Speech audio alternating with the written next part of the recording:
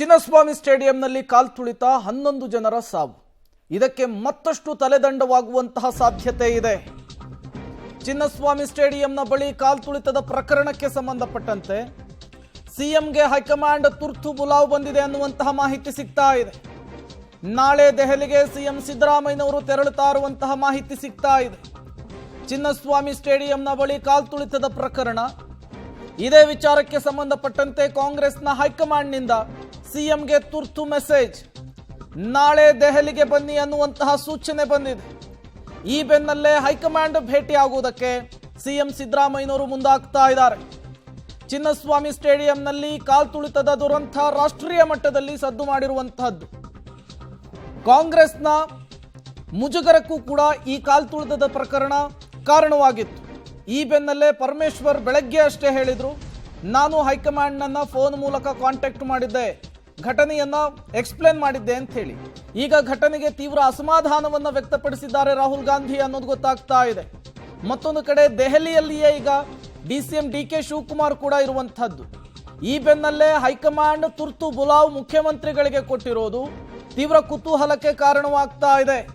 ಹಾಗಾದ್ರೆ ದೆಹಲಿ ಅಂಗಳದಲ್ಲಿ ಈ ಘಟನೆಯ ವಿಚಾರಕ್ಕೆ ಸಂಬಂಧಪಟ್ಟಂತೆ ಏನಾಗುತ್ತೆ ಅನ್ನುವಂತಹ ಪ್ರಶ್ನೆ, ಕುತೂಹಲ ಸಹಜವಾಗಿಯೇ ಮುನ್ನೆಲೆಗೆ ಬರ್ತಾ ಇದೆ.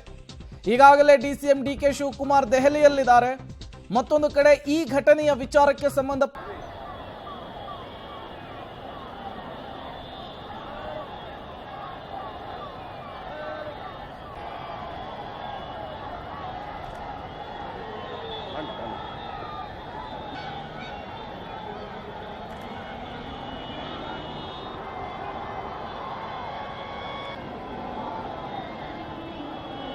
ಬಸ್ಗಳನ್ನ ಬಿಟ್ಟು ಸುಮ್ಮನೆ ಜಾಮ್ ಮಾಡಿದ್ರು. ಕಡೆ ದೆಹಲಿಯಲ್ಲಿ ಈಗಾಗಲೇ ಡಿಸಿಎಂ ಡಿಕೆ ಶಿವಕುಮಾರ್ ಇದ್ದಾರೆ.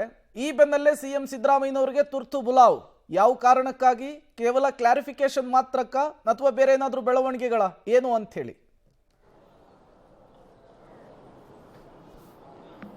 ಪ್ರೇಮ್, ಪ್ರಮುಖವಾಗಿ ನಮ್ಮ ತಪ್ಪಿಲ್ಲ, ಅವ್ರ ತಪ್ಪು. ಇದು ಸರ್ಕಾರದ ಪ್ರತಿ ಸಭೆಗಳ ಬಳಿಕ ಹೊರಗಡೆ ಬರ್ತಾ ಇರ್ತಕ್ಕಂಥ ಹೇಳಿಕೆ. ಅಂದರೆ ಪೊಲೀಸ್ ಇಲಾಖೆಯದೇ ತಪ್ಪು ಅಂತ ಸಾರಿ ಹೇಳ್ತಾ ಇದ್ದಾರೆ. ಜೊತೆಗೆ ಈ ಸ್ಟೇಡಿಯಮಲ್ಲಿ ಆಗಿರತಕ್ಕಂಥದ್ದಕ್ಕೂ ನಮಗೂ ಸಂಬಂಧ ಇಲ್ಲ ಅಂತ ನೆನ್ನೆ ಸಿಎಂ ಸಿದ್ದರಾಮಯ್ಯ ಅವರೇ ಸ್ಟೇಟ್ಮೆಂಟ್ ಕೊಟ್ಬಿಟ್ಟಿದ್ದಾರೆ. ಆದರೆ ಸರ್ಕಾರ ನಡೆಸುವಂಥ ಒಂದು ಆಡಳಿತ ನಡೆಸುವಂಥವ್ರ ಜವಾಬ್ದಾರಿಯೂ ಕೂಡ ಇದಾಗಿರುತ್ತೆ. ಸರ್ಕಾರದ ಅಧೀನದಲ್ಲೇ ಈ ಅಧಿಕಾರಿಗಳು ಎಲ್ಲರೂ ಕೂಡ ಬರ್ತಕ್ಕಂಥದ್ದು. ಹಾಗಾಗಿ ಈ ಒಂದು ಪ್ರಕರಣ ಇದೆ, ಇದನ್ನು ಗಂಭೀರವಾಗಿ ಕಾಂಗ್ರೆಸ್ನ ಹೈಕಮಾಂಡ್ ಪಡೆದುಕೊಂಡಿದೆ. ಜೊತೆಗೆ ಇದರ ವರದಿಯನ್ನು ಕೂಡ ಈಗಾಗಲೇ ಪ್ರಾಥಮಿಕ ವರದಿಯನ್ನು ಕೂಡ ಪಡೆದುಕೊಂಡಿದೆ. ಯಾಕೆಂದರೆ ಡಿಸಿಎಂ ಡಿಕೆ ಶಿವಕುಮಾರ್ ಅವರು ಹೋಗಿ ವೆಲ್ಕಮ್ ಮಾಡ್ಕೊಂಡಿದ್ದು, ತದನಂತರ ವಿಧಾನಸೌಧದಲ್ಲಿ ದೊಡ್ಡ ಗ್ರ್ಯಾಂಡಾಗಿ ಸೆಲೆಬ್ರೇಷನ್ ಮಾಡೋದಕ್ಕೆ, ಸನ್ಮಾನ ಮಾಡೋದಕ್ಕೆ ಸರ್ಕಾರ ಏರ್ಪಾಡು ಮಾಡ್ಕೊಂಡಿದ್ದಂಥ ಕಾರ್ಯಕ್ರಮ, ಅದಾದ ಬಳಿಕ ಸ್ಟೇಡಿಯಂ ಒಳಗಡೆ ಡಿಸಿಎಂ ಹೋಗಿರ್ತಕ್ಕಂಥದ್ದು. ಅಂದರೆ ಇಲ್ಲಿ ಸರ್ಕಾರದ ಭಾಗವಾಗಿರ್ತಕ್ಕಂಥ ಮುಖ್ಯಮಂತ್ರಿಗಳು, ಉಪಮುಖ್ಯಮಂತ್ರಿಗಳು, ಗೃಹ ಸಚಿವರು ಆದಿಯಾಗಿ ಎಲ್ಲರೂ ಕೂಡ ಭಾಗವಹಿಸಿದ್ರು. ಈಗ ನಮಗೂ ಅದಕ್ಕೂ ಸಂಬಂಧ ಇಲ್ಲ ಅಂದ್ರೆ ಏನು ಅನ್ನೋ ಪ್ರಶ್ನೆಯೂ ಕೂಡ ಮೂಡುತ್ತೆ. ಹಾಗಾಗಿ ಇಂಚಿಂಚು ಮಾಹಿತಿಯನ್ನ, ಅಂದರೆ RCBಗೆ ಒಂದು ಮ್ಯಾನೇಜ್ಮೆಂಟ್ಗೆ ಪರ್ಮಿಷನನ್ನು ಕೊಡ್ತೀವಿ ಅಥವಾ ಕೊಡೋಲ್ಲ ಅಂತ ಹೇಳಿದ್ದೇನಕ್ಕೆ, ಅದಾದ ಬಳಿಕ ಆದ ಘಟನೆಗಳೇನು, ಮತ್ತು ಆ ಘಟನೆಗಳು ಕೈ ಮೀರುವಂತ ಅಂತ ತಲುಪಿದ್ದೇಗೆ, ಜೊತೆಗೆ ಇಂಟೆಲಿಜೆನ್ಸಿಂದ ಮಾಹಿತಿ ಬರದೇ ಇರತಕ್ಕಂಥ ಕಾರಣ ಏನು, ನಿಜಕ್ಕೂ ಬಂದಿತ್ತಾ ಬಂದಿರಲಿಲ್ವಾ, ಮತ್ತು ಇದರಲ್ಲಿ ಪೊಲೀಸ್ ಅಧಿಕಾರಿಗಳ ತಪ್ಪಾದರೆ ಮತ್ತೆ ಸರ್ಕಾರದ ಜವಾಬ್ದಾರಿ ಏನು, ಇದೆಲ್ಲವನ್ನು ಕೂಡ ವಿವರಣೆ ಮಾಡೋದಕ್ಕೂ ಕೂಡ ಮುಖ್ಯಮಂತ್ರಿ ಸಿದ್ದರಾಮಯ್ಯ ಎಲ್ಲ ರೀತಿಯ ಸಿದ್ಧತೆಯನ್ನು ಮಾಡಿಕೊಂಡಿದ್ದಾರೆ. ಹಾಗಾಗಿ ಹೈಕಮಾಂಡ್ ಬುಲಾವ್ ಮೇರೆಗೆ ಸಿಎಂ ಸಿದ್ದರಾಮಯ್ಯ ಅವರು ನಾಳೆಗೆ ದೆಹಲಿಗೆ ತೆರಳುತ್ತಾ ಇದ್ದಾರೆ. ನಾಳೆ ವರಿಷ್ಠರನ್ನ ಭೇಟಿ ಮಾಡಿ ಆ ಒಂದು ಎಲ್ಲ ವಿವರಗಳನ್ನು ಕೊಡೋದಕ್ಕೆ ಈಗಾಗಲೇ ಪ್ಲಾನ್ ಮಾಡ್ಕೊಂಡಿರ್ತಕ್ಕಂಥದ್ದು.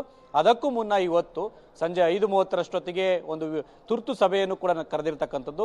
ಕಾನೂನು ಸಚಿವರು ಮತ್ತು ಗೃಹ ಸಚಿವರು, ಮುಖ್ಯ ಕಾರ್ಯದರ್ಶಿ ಎಲ್ಲರೂ ಕೂಡ ಸಭೆಯಲ್ಲಿ ಭಾಗವಹಿಸ್ತಾರೆ. ಅಂದರೆ ನಾಳೆ ಹೈಕಮಾಂಡ್ ಮುಂದೆ ಪ್ರಸ್ತಾಪ ಮಾಡಬಹುದಂತ ವಿಚಾರಗಳು ಮತ್ತು ವಿವರಣೆ ಕೊಡೋದಕ್ಕೆ ಇದು ಪ್ರಿಪರೇಷನ್. ಜೊತೆಗೆ ಇನ್ನಷ್ಟು ತಲೆದಂಡ ಮಾಡೋದ್ರ ಜೊತೆಗೆ ಅದೆಲ್ಲವನ್ನು ಕೂಡ ತೆಗೆದುಕೊಂಡು ಹೈಕಮಾಂಡ್ ಮುಂದೆ ಹೋಗ್ತಾರಾ ಇಲ್ವೋ ಅನ್ನೋದು ಕೂಡ ಕಾದ್ ನೋಡಬೇಕು. ಪ್ರೇಮ್, ಓಕೆ ರವೀಶ್, ಹಾಗೆ ಸಂಪರ್ಕದಲ್ಲಿರಿ, ಮತ್ತಷ್ಟು ಡೀಟೇಲ್ಸ್ ಅನ್ನ ನಿಮ್ಮಿಂದ ಪಡಿತಾ ಹೋಗ್ತೀನಿ. ಅಲ್ಲಿಗೆ ಒಂದಂತೂ ಸ್ಪಷ್ಟವಾಗ್ತಾ ಇದೆ, ರಾಜ್ಯ ಸರ್ಕಾರದ ಒಳಗೂ ಕೂಡ ಸಮನ್ವಯತೆಯ ಕೊರತೆ ಇದೆ. ನಾಳೆ ವರಿಷ್ಠರ ಎದುರಿಗೆ ಅದು ಕೂಡ ಚರ್ಚೆ ಆಗುವಂತಹ ಸಾಧ್ಯತೆ ಇದೆ.